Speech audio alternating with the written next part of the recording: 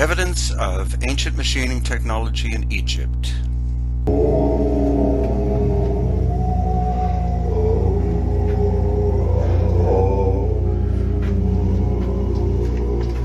This is a new book that I've just written, and it presents the evidence. At the Aswan Quarry in southern Egypt, we find, among other things, the unfinished obelisk, which would have weighed 1,200 tons had it been completed.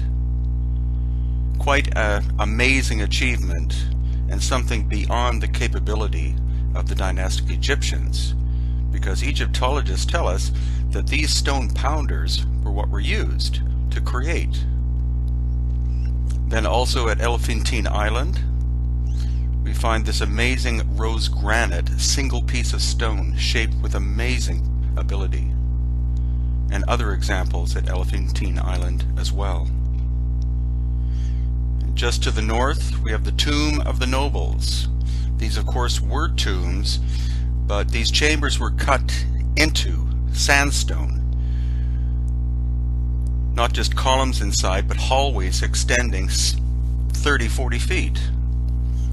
And at the Ramesseum, here we have the kneecap and the foot of a sculpture out of rose granite that weighed supposedly 1,000 tons. And nearby, the Colossi of Memnon. The one on the left is basically one single piece of stone weighing 720 tons. The Dendera light bulbs, if they are light bulbs, are very intriguing. Here we see possibly a giant holding one of these. And then nearby at Abydos, these strange figures. As well, the Osirion, again rose granite, and astonishingly, it is several feet lower than the ground at this point. And at Karnak, which is a huge place, we have this massive obelisk out of rose granite.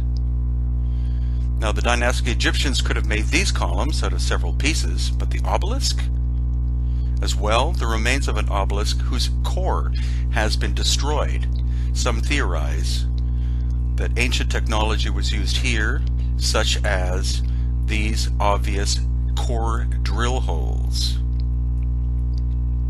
Now, of course, in modern times we have tube drills, but did the ancient Egyptians have these? Or are we looking at lost ancient technology, much older? And the result of a cataclysm destroyed the culture that made them. As well, the bent pyramid here, which some people believed was an engineering mistake, but you see the fineness of the fit of stones. And also at Dashur we have the red pyramid, which we went inside of. How could people possibly think that these were tombs? These baffles obviously were made for acoustic purposes. And Saqqara, where we have these huge boxes at the so-called Serapeum. Here the Kemet School is inspecting these. Yusuf Awiyan, the expert, is reading the glyphs. We measured the flatness of the surfaces. This is a perfect 90-degree angle. And how could someone possibly think that these inscriptions were done by the same people who made the box? As well, this schist disc in the museum in Cairo, recorded as being a flower pot or fruit plate, but it's obviously technology. And at Abu Sir we have Yusuf Awiyan inspecting what clearly is a saw-shaped piece of basalt.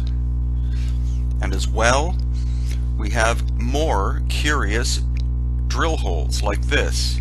In detail, you can see how the drill entered the hard granite. And as well, we have Yusuf inspecting a shaped piece of hard stone. And again, more of these drill holes.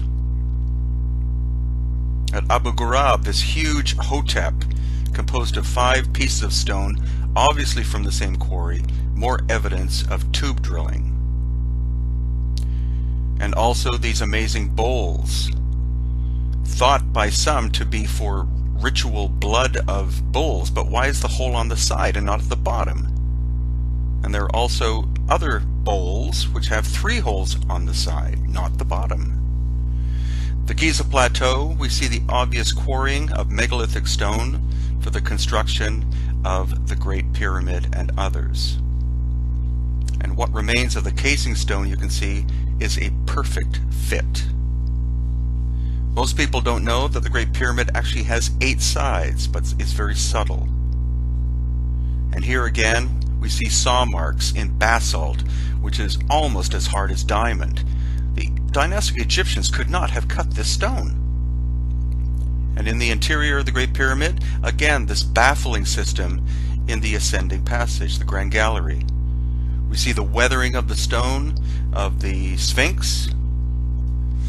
Precision here with Chris Dunn, within 2/10,000ths of an inch of perfectly flat. Massive columns of granite, brought from 500 miles away. And Yusuf showed me obvious evidence of tunnels and shafts descending into the bedrock of the Giza Plateau. We went down into the 3rd level, and obviously water was once running through the system.